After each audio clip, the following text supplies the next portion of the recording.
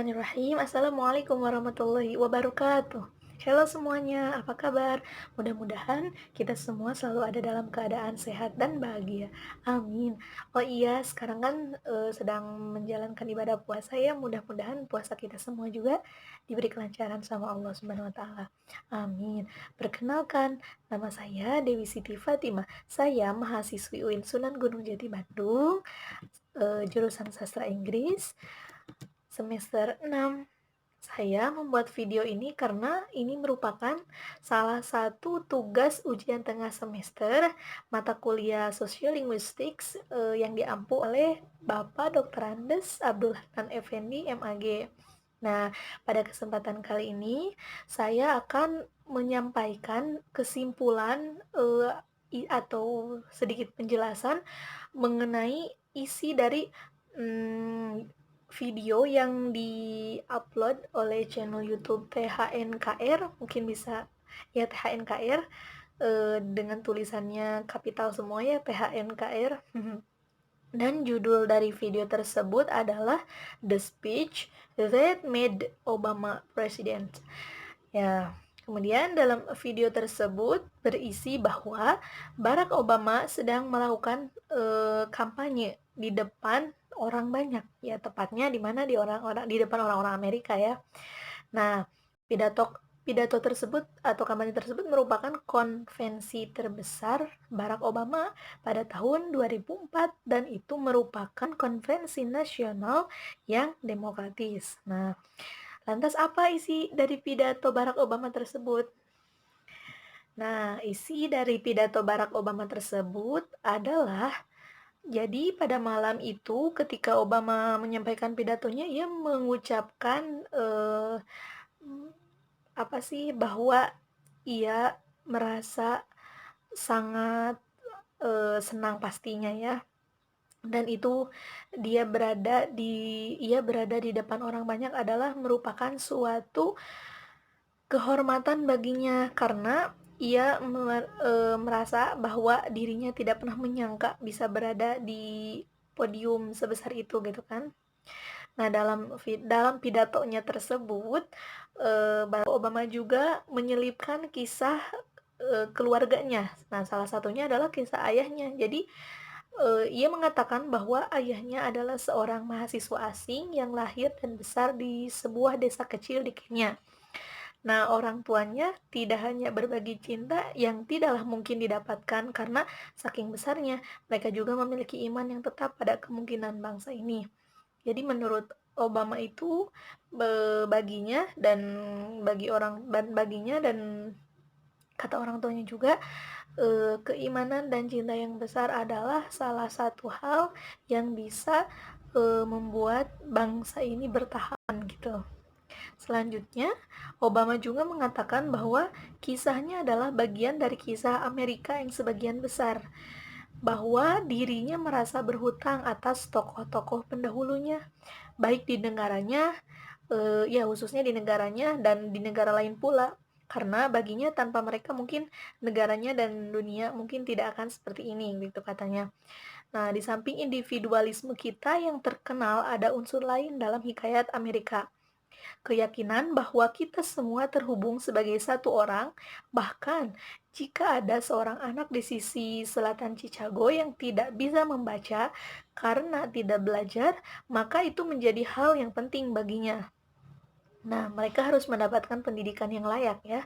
Kemudian Obama juga mengatakan bahwa jika ada warga negara senior di suatu tempat yang tidak dapat membayar obat resep atau obat atas dasar mungkin karena kurang mampu, nah baginya itu tidak boleh dibiarkan ya pasti ya. Jadi dia berasumsi bahwa baginya laki-laki ataupun perempuan adalah saudaranya, dan saudara adalah seseorang dan mereka-mereka yang harus selalu dijaga. Jadi Barack Obama berkampanye bahwa ia tidak menginginkan nanti adanya lagi anak-anak yang kurang akan pendidikan, dan orang-orang yang tidak mampu kesulitan berobat ketika ia sakit. Selanjutnya, Barack Obama juga menyampaikan bahwa bahkan katanya ya, bahkan kata Barack Obama, bahkan ketika kita berbicara ada orang-orang yang sedang bersiap untuk memecah belah kita, maksudnya kita di sini ya negara Amerika tersebut ya. Maka ketika Barack Obama mengatakan, maka saya akan mengatakan pada mereka bahwa malam ini tidak ada Amerika yang liberal dan Amerika yang konservatif, tetapi kita adalah negara yang bersatu. Meski Amerika terdiri dari beberapa wilayah, Amerika akan tetap bersatu, begitu katanya. Selanjutnya, atas kepercayaannya kepada Tuhan bahwa Obama berani bersumpah setia, kita semua akan senantiasa membela negara Amerika Serikat, katanya, apapun yang terjadi. Selanjutnya, Barack Obama juga menyampaikan pada akhirnya tentang pemilihan ini kita akan berpartisipasi dalam politik sinisme atau kita berpartisipasi dalam politik harapan. Ini adalah harapan para budak yang duduk di sekitar eh, di sekitar sekitarnya sambil menyanyikan lagu-lagu kebebasan.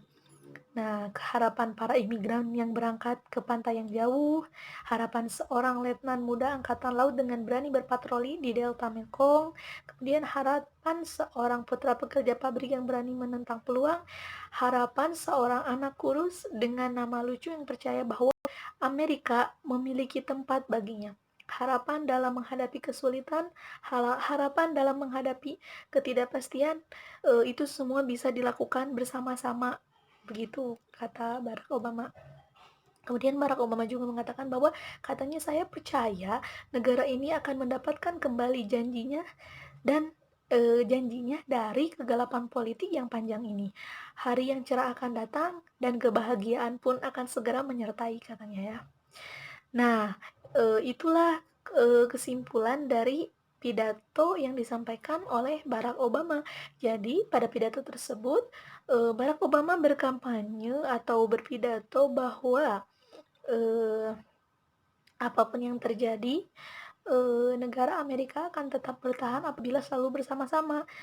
Dan Barack Obama tidak menginginkan adanya anak-anak yang tidak berpendidikan atau orang tua yang sulit berobat karena kekurangan biaya.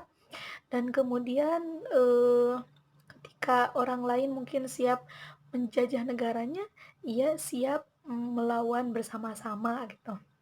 Nah, berdasarkan pidato tersebut juga, di sana di dalam video tersebut ya, ada beberapa komentator yang memberikan penilaian terhadap Barack Obama. Dimulai dari bagaimana Barack Obama berbicara, kemudian bagaimana Barack Obama menyampaikan dengan gestur tertentu dan sebagainya. Pokoknya hal sekecil apapun itu dikomentari oleh komentator ketika Barack Obama menyampaikan pidatonya tersebut. Nah, komentator pertama datang dari Robert Lerman, yaitu seorang ketua penulis pidato wakil presiden. Nah, jadi katanya kata komentator pertama tersebut, dia mengatakan bahwa pada tahun 2004 saya tidak mengetahui siapa itu Barack Obama, katanya. Bahkan orang-orang juga tidak mengetahui beliau gitu, kata komentator tersebut ya. Selanjutnya, tapi atas kerendah hatiannya bagi Obama orang yang berkulit putih dan hitam adalah sama. Jadi Obama itu tidak membandingkan atau tidak membeda-bedakan orang yang berkulit putih ataupun orang yang berkulit hitam. Baginya semuanya sama. Kemudian ada 3 hal yang dilakukan oleh Barack Obama yang benar-benar membuat pidato itu efektif, yaitu dia ingin kisah yang konkret. Nah, dia suka bercerita dan dia suka antitesis, penggunaan pengulangan dalam struktur untuk menunjukkan kontras. Tidak ada Amerika liberal atau Amerika konservatif ada di sana gitu ya. Jadi dalam pidatonya tersebut, ketika Barack Obama menyampaikan dengan cara mengulang-ulang gitu, kemudian dia kesannya bercerita terlebih dahulu, salah satunya yang menceritakan ayatnya terlebih dahulu sebagai basa-basi mungkin ya. Nah itu pun menjadi nilai yang konkret gitu buat buat Barack Obama sendiri ya, kata komentator tersebut. Kemudian penampilannya di konvensi itu yang merupakan pidato terbaik dari konvensi itu lebih baik daripada John Kerry katanya yang menggemparkan dan tanpanya ia tidak akan menjadi presiden katanya gitu. Kemudian komentator selanjutnya mengatakan bahwa komentator tersebut bernama Michael Cohen. Beliau adalah penulis penulis langsung dari jejak kampanye ya. Beliau berkomentar mengenai Barack Obama terhadap pidato yang disampaikannya tersebut. Kata kata Michael, dia mengatakan bahwa Barack Obama memiliki interpretasi sebagai sedikit pemula, sebagai semacam tokoh muda yang sedang naik daun di pesta katanya. Tetapi tidak ada yang tahu siapa pria ini. Ini adalah kesempatannya untuk memperkenalkan dirinya kepada orang-orang. Nah, jika kita sudah melihat videonya mungkin bisa kita ketahui ya bahwa emang dalam dalam video tersebut Barack Obama menyampaikan begitu antusias gitu, begitu semangat dan emang seperti ini loh saya memperkenalkan diri gitu kepada orang banyak, khususnya orang-orang Amerika gitu. Yang mana Barack Obama siap gitu untuk memimpin gitu kan. Nah, kemudian apa yang membuat pidato politik luar biasa ini adalah jika Barack Obama melipat ceritanya gitu menjadi cerita Amerika yang lebih besar. Nah, tadi kan dalam pidatonya tersebut juga Barack Obama mengatakan terima kasih atau tidak akan melupakan jejak para tokoh terdahulunya yang sudah membuat Amerika atau negara-negara bertahan sejauh ini gitu kan. Nah, ada dalam isi pidato Obama tersebut dan itu menjadi penilaian kata Michael tersebut ya, bahwa ketika ia berpidato ia menyelipkan atau melipatkan cerita menjadi cerita Amerika yang besar gitu kan, yang bersejarah. Selanjutnya dia tidak mendapatkan begitu banyak lagi. Dia sedikit lebih serius dan pendiam saat pidatonya hari ini. Saya pikir ini lebih mencerminkan pribadi atau cara kerjanya. Ya, meskipun Barack Obama antusias ketika menyampaikan kampanye atau pidatonya tersebut, tapi di sela-sela ya ada sifat atau ada terlihat lebih tenang, lebih kalem, lebih serius dan menurutnya ini mencerminkan pribadinya atau bagaimana dia bekerja gitu. Selanjutnya ada komentator ketiga yang bernama Carlton Michael Wayne. Beliau adalah profesor komunikasi. Beliau mengatakan bahwa pergi ke pidato ini kita sudah 4 tahun George Bush dan kita merasa sebagai negara seperti kita telah tumbuh lebih jauh lagi. Nah, jadi ketika Barack Obama menyampaikan pidato tersebut, beliau mengatakan seolah-olah negara Amerika merasa telah tumbuh jauh lebih baik dengan semangat Barack Obama ketika berpidato. Selanjutnya cara dia menggunakan tangannya, dia benar-benar menunjukkan banyak hal dalam melakukan hal ini gitu. Jadi dia mengeluarkan energi dan dia mengatakan bahwa Barack Obama itu seorang yang dinamis. Nah, ketika Barack Obama menyampaikan kampanye tersebut dengan menggunakan macam-macam ekspresi, gerak-gerik tangan, gestur dan sebagainya, nah itu membuat komentator memberikan komentar bahwa Barack Obama itu bisa melakukan, banyak hal yang bisa diandalkan dan Barack Obama adalah seseorang yang dinamis katanya. Nah, komentar terakhir datang dari mantan gubernur New York yang bernama Mario Cuomo. Mario Cuomo mengatakan bahwa Barack Obama dilahirkan dengan dua hal yang luar biasa yang ia miliki. Yang pertama, kemampuannya dalam berpikir, dan yang kedua adalah kemampuannya untuk berbicara di depan orang banyak. Nah, jadi menurutnya pikiran Barack Obama yang begitu luas atau pengetahuan yang luas gitu, dan cara dia berbicara di depan orang banyak tersebut mampu menghipnotis banyak orang. Nah, berdasarkan 4 komentator tersebut, dapat kita tarik kesimpulannya bahwa Robert Lerman mengatakan bahwa Barack Obama itu memiliki sikap yang rendah hati dan pidatonya tersebut merupakan pidato terbaik di konvensi tersebut. Selanjutnya, Michael Cohen mengatakan bahwa Barack Obama menariknya itu dia bisa melipat cerita, jadi bernostalgia pada sejarah sehingga orang-orang yang mungkin sudah lupakan sejarah akan teringatkan kembali ketika Barack Obama menyampaikan pidatonya tersebut.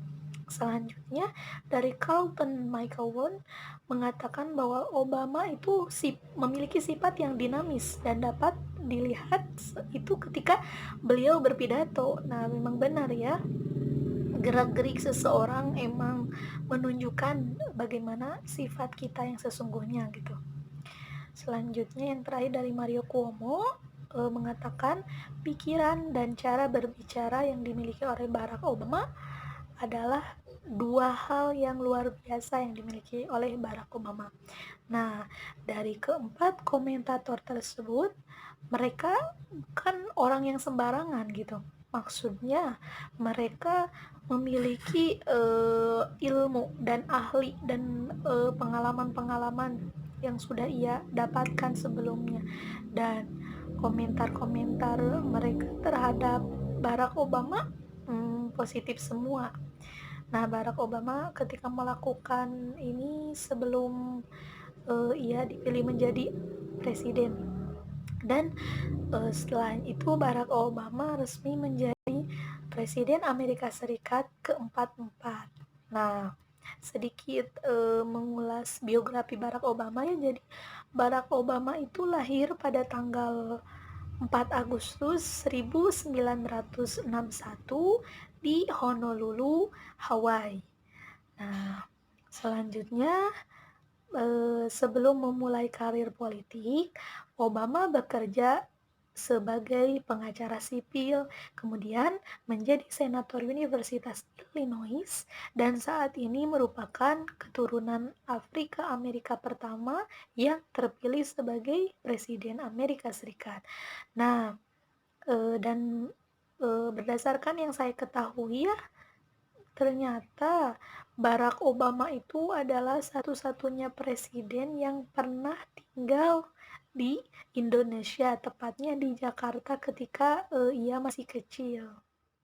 Barack Obama lahir dari pasangan Barack Hussein Obama bersama Andunham dari Kansas. Nah, namun keduanya berpisah saat Obama masih berusia 2 tahun, dan akhirnya mereka